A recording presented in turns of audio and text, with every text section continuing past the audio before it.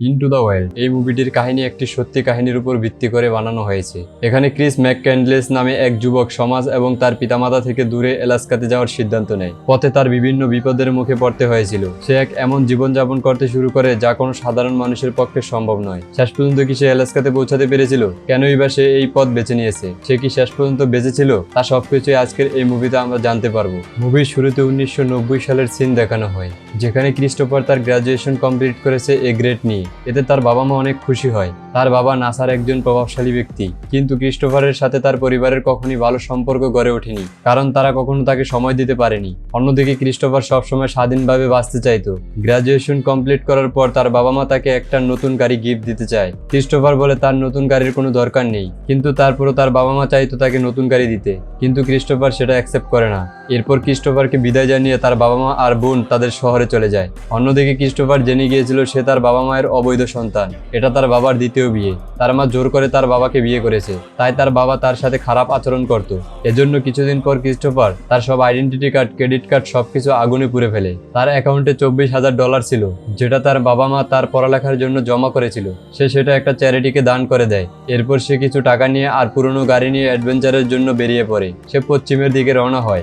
রাতের বেলা সে তার গাড়ি নিয়ে জঙ্গলের মধ্যে চলে যায় আর গাড়িতে ঘুমিয়ে পড়ে। কিন্তু রাতের বেলা জোরে বৃষ্টি হওয়ার কারণে তার গাড়ি কাদাতে ডুবে নষ্ট হয়ে গিয়েছে। সে তাই তার গাড়িকে সেখানে ফেলে গাড়ির নাম্বার খুলে দেয়, যাতে কেউ তাকে খুঁজে না পায়। এরপর সে তার ব্যাগ উঠিয়ে হাঁটতে শুরু করে। এভাবেই 2 মাস ক্রিস্টোফার বিভিন্ন জায়গায় ঘুরে বেড়ায় আর তার প্রিয় লেখকদের বই পড়ে। এখন সে তার নতুন নাম, নতুন পরিচয় তৈরি করতে চায়। সে তার নতুন নাম দেয় অ্যালেক্স। সে রাস্তায় হাঁটতে হাঁটতে অ্যাডভেঞ্চার থেকে লিফট নিতে শুরু করে। অন্যদিকে ক্রিস্টোফারের বাবা মায়ের কাছে তাদের ছেলের কোনো চিঠি আসেনি, এজন্য তারা তাকে আটলান্টিনায় খুঁজতে যায়। সেখানে গিয়ে তারা জানতে পারে ক্রিস্টোফার বাড়ি ছেড়ে চলে গিয়েছে। ক্রিস্টোফারের বোন বুঝতে পারে তার ভাই কেন চলে গিয়েছে। পরের সিনে দেখানো হয় ক্রিস্টোফার এখন নর্দার্ন ক্যালিফোর্নিয়ার জঙ্গলে আছে। রাস্তায় বের হলে তার সাথে রেনি আর জেন নামে এক দম্পতির দেখা হয়। তাদের দুজনের বিয়ে হয়ে গিয়েছিল, কিন্তু এরা দুজন খুশি ছিল না একসাথে, তাই তারা তাদের ঠিকানা সবসময় বদলাতো। তারা পর্যটকদের মতো জীবনযাপন করছিল। এখানে তারা ক্রিস্টোফারের কাছে জানতে চায় সে কেন তার বাবা মায়ের এত টাকা পয়সা রেখে এভাবে ঘুরে বেড়াচ্ছে। তখন ক্রিস্টোফার বলে টাকা পয়সা জীবনের সব সুখ দিতে পারে না, আর সে স্বাধীনভাবে থাকতে চায়। তখন জেন তাকে তার অতীত সম্পর্কে জিজ্ঞাসা করলে ক্রিস্টোফার বলতে শুরু করে তার বাবা যখন নাসা চাকরি পায় তখন তার সুনাম আর টাকা পয়সা বেড়ে যাওয়ার কারণে তার মধ্যে একটা অহংকার চলে আসে। এতে তার বাবা মায়ের মধ্যে ঝগড়া অনেক বেড়ে গিয়েছিল আর তাদের ডিভোর্স হওয়ার কথা ছিল।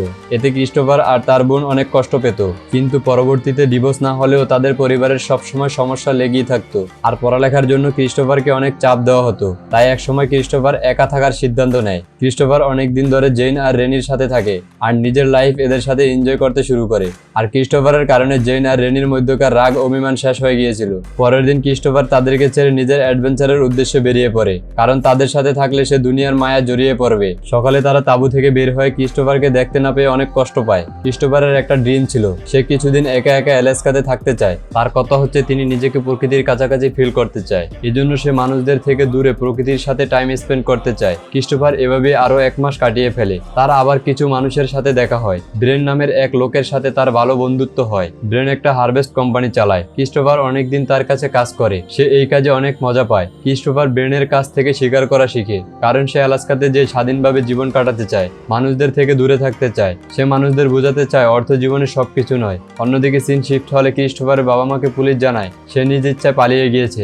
তখন তার বাবা মা তার উদ্দেশ্য বুঝে গিয়েছিল, তাই তারা প্রাইভেট ইনভেস্টিগেশন টিমকে তাদের ছেলেকে খুঁজতে বলে। অন্যদিকে একদিন রাত ক্রিস্টোফার ব্রেনকে বলে তার শিকারের জন্য একটা বন্দুকের প্রয়োজন। ব্রেন তাকে বলে আমি তোমাকে বন্দুক নিয়ে দিব, কিন্তু তুমি কি করবে? তখন ক্রিস্টোফার বলে আমার স্বপ্ন হচ্ছে আমি একা একা আলাস্কাতে থাকতে চাই। আমি মৃত্যু আর জীবনকে অনেক কাছাকাছি থেকে দেখতে চাই। আমি এটা প্রমাণ করতে চাই মানুষ পরিবার ছাড়াও খুশি থাকতে পারে। বন্দুক নিয়ে দেওয়ার পর পরের দিন ব্রেনকে এক অপরাধে পুলিশ ধরে নিয়ে যায়। আবার ক্রিস্টোফার তার সফরের উদ্দেশ্যে বেরিয়ে পড়ে। সে এখন শিকারও শিখে গিয়েছে, কিন্তু তাকে এখন আলাস্কাতে পৌঁছাতে সবচেয়ে বড় নদী পাড়ি দিতে হবে। সে ফরেস্ট ডিপার্টমেন্টের কাছে যায়, কিন্তু তাকে বলা হয় তাকে ওয়েটিং লিস্টে রাখা হয়েছে। ক্রিস্টোফার তখন তাকে জিজ্ঞাসা করে এতে কতদিন টাইম লাগবে। তখন অফিসার তাকে বলে 12 বছর লাগতে পারে। তখন ক্রিস্টোফার সেখান থেকে বের হয়ে অনুমতি ছাড়াই তার ক্রাফট নদীতে লঞ্চ করে ফেলে। অনেকদিন নদীতে সফর করার পর ক্রিস্টোফার একটা কাপলকে দেখতে পায়। এই কাপলরা তাকে বলে এই নদীর মাধ্যমে আলাস্কাতে পৌঁছাতে তার অনেক টাইম লাগবে, এজন্য তার উচিত মেক্সিকোতে যাওয়া, কিন্তু তখনই সেখানে ক্রিস্টোফারকে খুঁজতে খুঁজতে পুলিশ এসে পড়ে।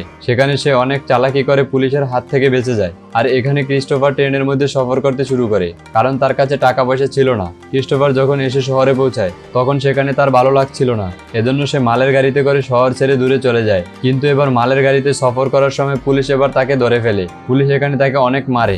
এরপর ক্রিস্টোফার একটা বেকারিতে চাকরি নেয়, কিন্তু সেখানে সে বেশি দিন কাজ করে না। সে আবার সফরে বেরিয়ে পড়ে। সে 1 বছর ধরে সফর করছে।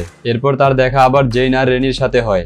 জেন তাকে দেখে অনেক খুশি হয়ে যায়। এখানে তাদের সাথে সে একটা মেয়েকেও দেখানো হয়। এই মেয়েটার নাম ট্রেসি। ট্রেসির সাথে তার একটা ভালো সম্পর্ক হয়। সে তার সাথে টাইম স্পেন্ড করতে থাকে। ট্রেসি ক্রিস্টোফারের সাথে ইনক্রিমেন্ট হতে চায়, কিন্তু ক্রিস্টোফার তাকে মানা করে দেয়। ক্রিস্টোফার কিছুদিন সেখানে ছিল, কিন্তু সে এখন সেখানে থাকতে পারবে না। এজন্য সে তাদের সবাইকে বিদায় দিয়ে সেখান থেকে বের হয়ে পড়ে। সফর করতে করতে তার দেখা একটা বৃদ্ধ লোকের সাথে হয়। রন একজন রিটায়ার্ড আর্মি অফিসার। সে এখন একটা লেদার কোম্পানিতে কাজ করে। রন ক্রিস্টোফারকে অনেক পছন্দ করে, কারণ সে অনেক ইন্টারেস্টিং। ক্রিস্টোফার রনের কাছে 2 মাস পর্যন্ত ছিল। তখন ক্রিস্টোফারকে সে বেল্ট বানানো শিখায়। কিছুদিন পর ক্রিস্টোফার নিজের জন্য একটা বেল্ট বানায়। সেই বেল্টের মধ্যে সে তার সফর করার সব জায়গার দৃশ্য আঁকে। রন তাকে বলে, আমার ফ্যামিলি একটা কার অ্যাক্সিডেন্টে মারা গিয়েছে, তাই আমি চাই তুমি আমার সাথে থাকো, তুমি আমার নাতির মতো। কিন্তু ক্রিস্টোফার তাকে বলে, এখন আমি আপনার সাথে থাকতে পারবো না, কিন্তু আমার ড্রিম পূরণ করার পর আমি আপনার কাছে চলে আসবো।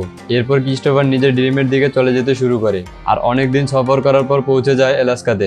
এলাস্কার মতো অনেক বড় জঙ্গলে সে একটাই মানুষ ছিল। সে তার সাথে অনেক কম খাবার নিয়ে গিয়েছিল, এজন্য সে তার ক্ষুধা মেটানোর জন্য ছোট ছোট পাখি শিকার করতে শুরু করে। অনেকদিন এই জঙ্গলে সার্ভাইভ করার পর একদিন সে একটা বাস দেখে। এই বাসটার ভিতর থেকে অনেক নষ্ট ছিল। ক্রিস্টোফার বাসকে পরিষ্কার করে আর সেখানে থাকার সিদ্ধান্ত নেয়। আর এই বাসটাকে সে ম্যাজিক বাস নাম দেয়। ক্রিস্টোফার যা কিছু এলাস্কাতে করে তা সে একটা নোটবুকের মধ্যে লিখে রাখছে। সে প্রকৃতিকে বোঝার চেষ্টা করত। এরপর সেখানে থাকতে থাকতে তার 7 সপ্তাহ চলে যায়। তার জিনিসপত্র এখন শেষ হয়ে গিয়েছে, এজন্য সে এখন খাওয়া দাওয়ার জন্য ছোট পশু পাখি শিকার করতে শুরু করে। সিংহ দেখতে পায় আর সেটা সে শিকার করে, কিন্তু কিছুদিন পর সেটা নষ্ট হয়ে যায় আর ক্রিস্টোফার সেটাকে দূরে ফেলে দেয়। ক্রিস্টোফার সিদ্ধান্ত নেয় এটার পর সে আর শিকার করবে না। ক্রিস্টোফার অনেক দুঃখী হয়ে পড়ে। এলাস্কাতে সে যা করছিল সবকিছু সে একটা ডায়েরিতে লিখে রাখতো, কিন্তু তার কাছে যা খাবার ছিল সব শেষ হয়ে গিয়েছে আর তার বন্দুকের গুলিও শেষ হয়ে গিয়েছে, যার কারণে সে এখন আর শিকার করতে পারবে না। এজন্য সে সেখান থেকে আবার চলে যাওয়ার সিদ্ধান্ত নেয়। এজন্য তাকে একটা নদী পার করতে হবে, আর এই নদীতে এখন অনেক পানি ছিল, তাই ক্রিস্টোফার নদীটা পার করতে পারে না। এই নদীতে তার প্রাণ অনেক মুশকিলে বাঁচে। এরপর সে আবার তার ম্যাজিক বাসে চলে আসে। এখন ক্রিস্টোফার খাওয়ার জন্য পাতালতার উপর নির্ভর হয়ে যায়। ক্রিস্টোফার একটা বই পড়ে একটা গাছ থেকে কিছু ফল ছিঁড়ে সেই ফলটা খেয়ে ফেলে, কিন্তু এই ফলটা আসলে একটা বিষাক্ত ফল ছিল। ক্রিস্টোফারের চলাফেরা করতে অনেক মুশকিল হচ্ছিল। তখন সে বই ভালোভাবে পড়ে জানতে পারে সে যে ফলটা খেয়েছে তাতে বিষ ছিল, যার কারণে তার শরীর খারাপ হয়ে যাচ্ছে। ধীরে ধীরে ওই ফলটার বিষ ক্রিস্টোফারের শরীরে ছড়িয়ে পড়ছিল, আর এখন সে অনেক উইক হয়ে পড়েছে। সে এখন আর ওই জঙ্গল থেকে বের হতে পারছিল না। সে তার চোখের সামনে মৃত্যু দেখছিল। যে লেখকের বই সে পরে ভ্রমণে বের হয়েছিল, সে আজ সেই বইয়ের শেষে আছে। সেখানে লেখা আছে, মানুষ কখনো একা বেশি দিন থাকতে পারে না, তার অন্যের সাহায্যের প্রয়োজন হয়। ক্রিস্টোফারও এতদিনে তা বুঝে গিয়েছে, এজন্য সে তার বুকে লিখে, happiness is only real when it share. জীবনের শেষ মুহূর্তে এসে সে জীবনের মর্ম বুঝতে পারে। সে বুঝতে পারে তার কাছের মানুষই তার সব ছিল। সে তাদের কাছে ফিরে যেতে চাইছিল, কিন্তু কিছুদিন পর ওই ম্যাজিক বাসি ক্রিস্টোফারের মৃত্যু হয়ে যায়। মৃত্যুর আগে সে একটা কাটে তার ভ্রমণে বের হওয়ার দিন লিখে যায়। সে দীর্ঘ 2 বছর ভ্রমণ করে। সে তখন বারবার কারো সাহায্যের আশা করছিল। অন্যদিকে ক্রিস্টোফারের বাবা তাকে পাগলের মতো খুঁজছিল।